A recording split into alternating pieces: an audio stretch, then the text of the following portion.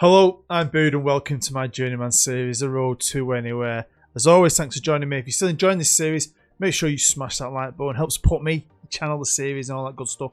If you really want to help support me, you can always become a patron. If you are a patron, right now, something quite cool for you coming in FM21. That's if you stay a patron. You're going to be a major part of my main series, my first main series. So there'll be more details on the channel about that coming very soon, so look out for that. Right then, episode 26. We are still the manager of the United States of America. You know it. I enjoyed it.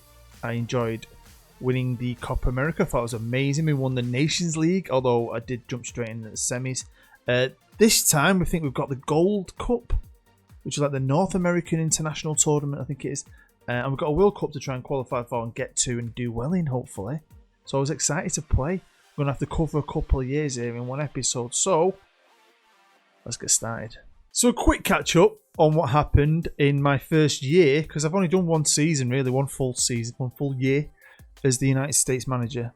And I came in, a couple of friendlies already arranged, and then obviously we won the Nations League against Jamaica, knocking out Mexico in the semis, and the Copa America. I mean, as many draws as we had, we got through the group stage, we did really well. We beat Brazil in the final, which a few of you said, and I thought myself at the time, that is positive. To beat teams like Mexico, to even draw with someone like Argentina, and then to go on and beat Brazil, means this is a good team, or I've got a good squad of players, that maybe I could do something at a World Cup. Do you know what I mean? So that excited me. I finished the year off, of course, with a couple of friendlies, and then I had a 2-year plan really from 2045 to go at the year, try and do well in that Gold Cup, and then build towards the World Cup, hopefully get there. Now, like I said, I got a good idea of a lot of players. I mentioned in the last episode I cleared my national pool and made my own. I made sure I went out there and looked for all my own players. But there was going to be a few more that popped up, but it was really going to be a main group that I had this year that was going to carry us through.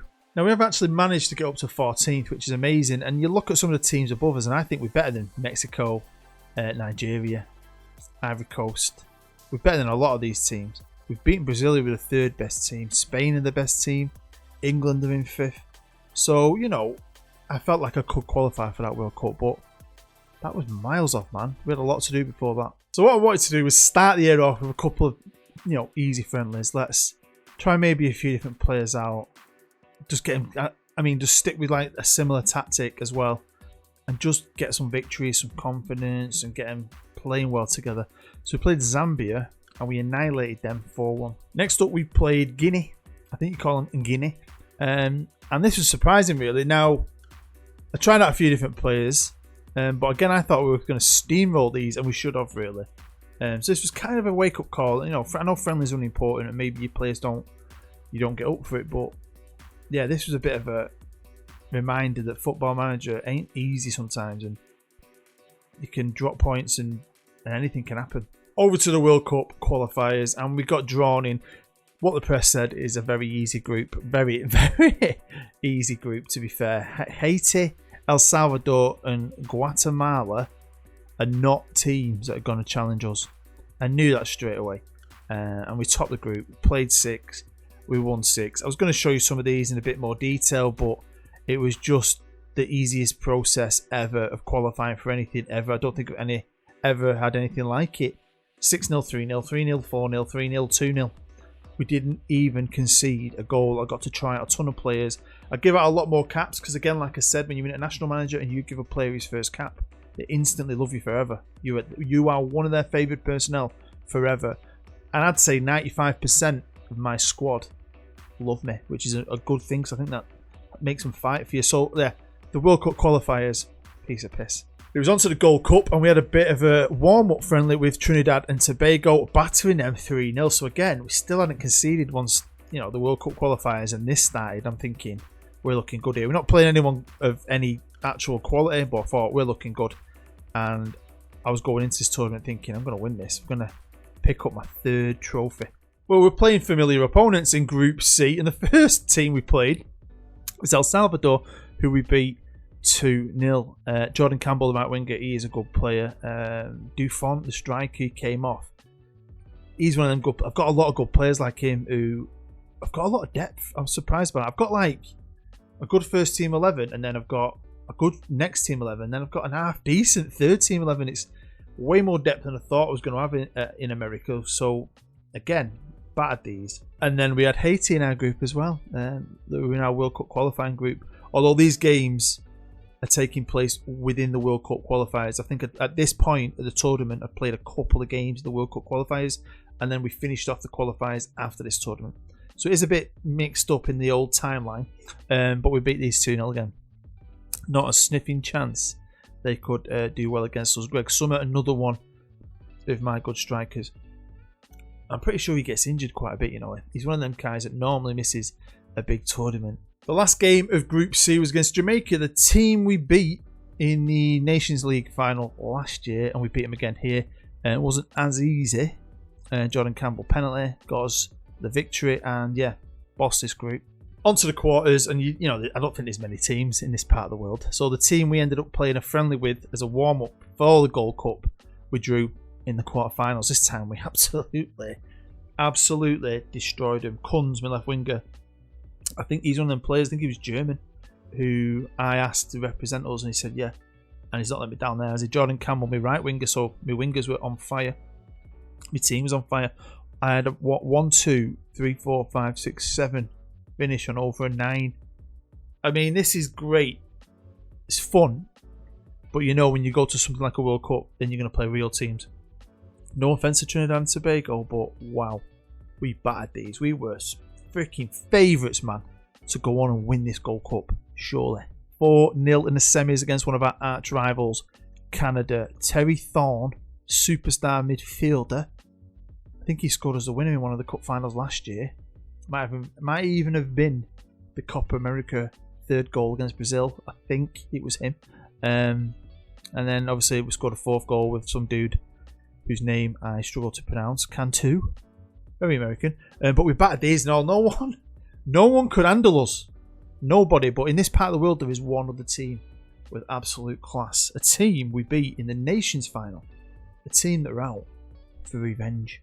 And they got their revenge, the absolute bastards. They were probably just a bit better than us after all that awesomeness we had in this build-up to the final. I was shocked by this because we were crap. We didn't really turn up. It was an horrible game to watch. Kuntz got us the early goal, and obviously in the 3rd minute I'm thinking he's brilliant. It's going to be 4-0. And then it went tits up. It was shit. Made a couple of changes, and then maybe they were mistakes. Because Mexico scored a penalty in the 86th minute. Game goes to penalties, and you'll know if you watch all my stuff, I'm quite lucky normally with penalties. You know, I've had a bit of bad luck recently in a few things, but I know it's only the Gold Cup, and I thought I was just going to steamroll this. And this is another lesson learned. Don't just take things for granted. Just because you're battering Trinidad and Tobago 25-0, don't mean shit. Just because you beat Mexico in the final before, don't mean anything. They're a good team, and yep, the trophy was theirs. So we had the year to play out. We had a couple of friendlies left. And the first one was against Norway, who again I thought, you know, it's a good European team. We did go down to 10 men, which doesn't help. So I just wanted to test myself against a European team after all that. And we drew. We played another team from Europe, another good team, good standard. Again, I just wanted to test myself. Not against massive teams. I didn't want us to get annihilated. I wanted to just play good European teams. And we drew again, this time with Switzerland 0-0. So at this point we're actually 12th, so we are climbing nice and slowly. And obviously a lot of my main players are really starting to stand out. Now he's not fancied by Arsenal, they're kind of trying to get rid of him, but Diego Caceres, the 28-year-old American, he's worth 49 million. I don't know how, he's a good player, he scored a lot of goals for his country. Now he's supposed to be my #1 player, and I do like him, but I don't always play him. I've got a good 3 or 4 lads I like to change about up top. But he's definitely a main player, and if he's fit, he'll be coming to the World Cup. Ronnie Finch, I do like. He's a midfielder, can play in defensive midfield as well. Deep line playmaker. I like anyone who can pass and got a bit of vision. And he's agile. He's a good lad. 29 years old, good age. Played for his country a lot. Plays out in China now, so he'll definitely come in too if he's fixed. At the minute, he's got a broken freaking leg. Jordan Campbell, my right winger, who I like a lot. I think this guy is a good player. He's playing in Europe as well, at Monaco now. And I mean, I've got a lot of these kind of players who are probably not world class, but they're very good. Pratzner is injured at this minute, but he's probably my biggest prospect. He's a wonder kid. And he's now at Lyon. He's 20 years old. I don't think he was a wonder kid last year. He's become a wonder kid.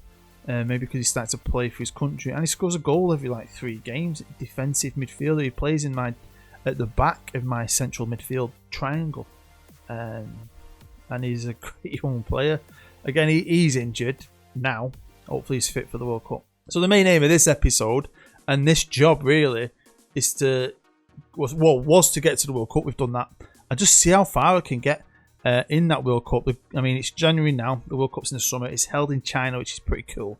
There's all the group changes now, doesn't it? I haven't done a World Cup for a while. Lots of groups with 3 teams in.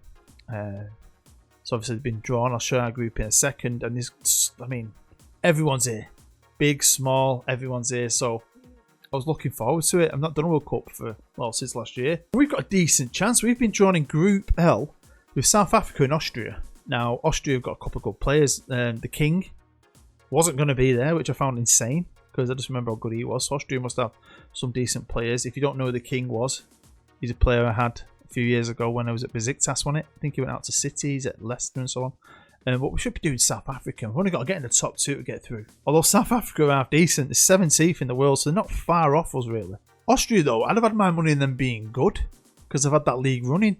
So when I saw they were 39th, I felt, really? They were the initial ones I was thinking they're going to be hard to beat.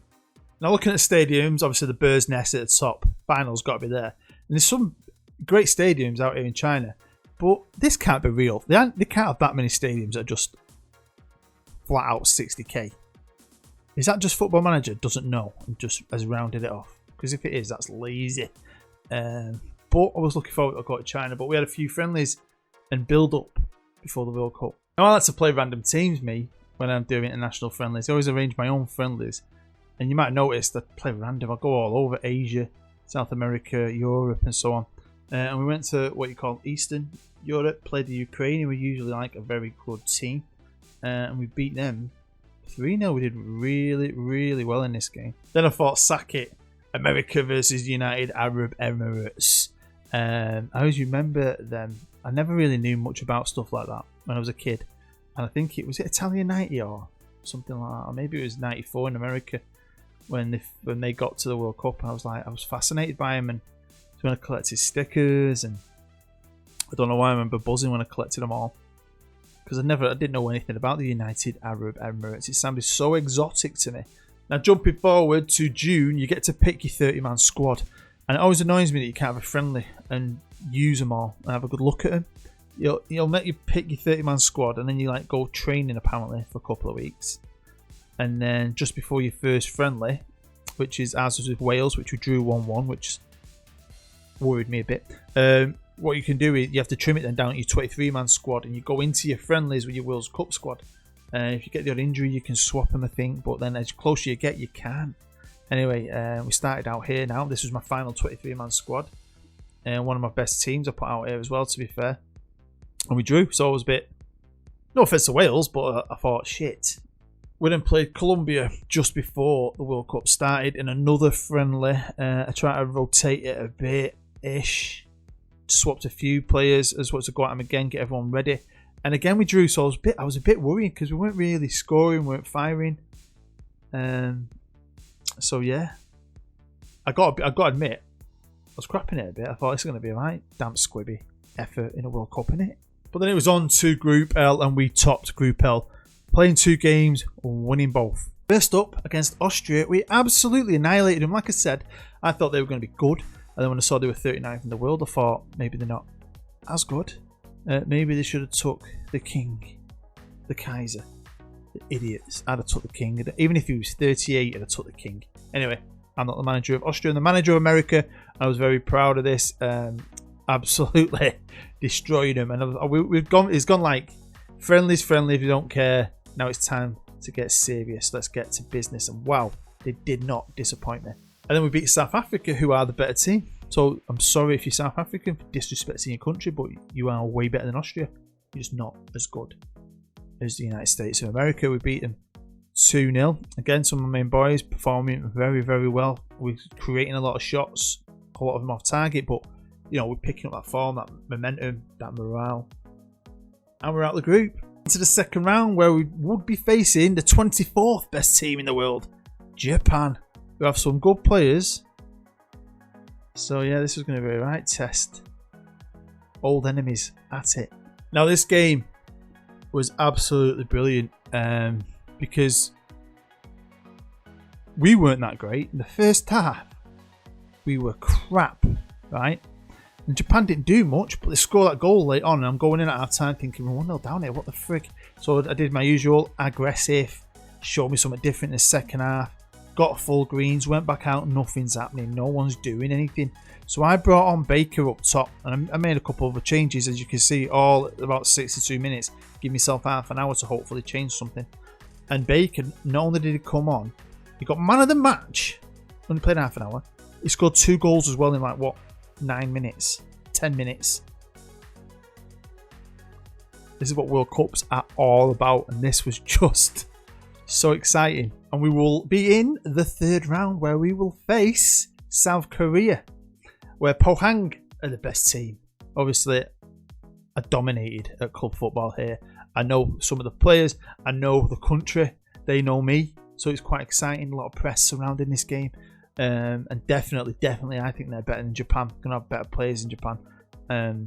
So yeah, that's going to be pretty cool. Can't wait for it. But let's have a look at the players that are doing it for me. And we've got a couple, and I mean, I've spread it out a bit. There's a couple of lads who aren't playing. 2 other goalkeepers. One's come as a sub. I've got Charlie Brown, who's like, he's come, Charlie Brown, because I love his name, but he's also a left right back. Great player to have. He's a good player as well. Look, he's got some good ability as a backup really on the bench. It's some of these main guys. David Baker, obviously he was a bit of a hero. He's one of my backup strikers. He's fast. He's got flair. So he just came on and was super exciting. Diego's been playing most of the games. He scored 5 goals in 6. I had my doubts about him. So have Arsenal, but he's doing it on the big stage. Obviously Jordan Campbell, great player, absolutely amazing player. Terry Thorne still doing it when I need him to. I like Terry. Who's been playing a few good games for now? James Ramos, centre half, who is brilliant. 27 years old, plays for the Galaxy. Hamid, he's like a left back, winger. He's played at left back for me, and he's played on the left wing for me at this World Cup. Worth 32 million at Leicester, so he's a Prem player. I mean, again, he don't blow you away. He's got no 18s, no greens or above. He's all around very good. This guy, Simon Nierowinski, that's a very American name, it is, isn't it? He's brilliant. I love a good aggressive centre half. Charlie Rose done well for me. Young Jim, the wonder kid. Great young player. So, I mean, we've got some good players. Goalkeeper, I've gone with Jose Bustos. There's not much in my goalkeepers.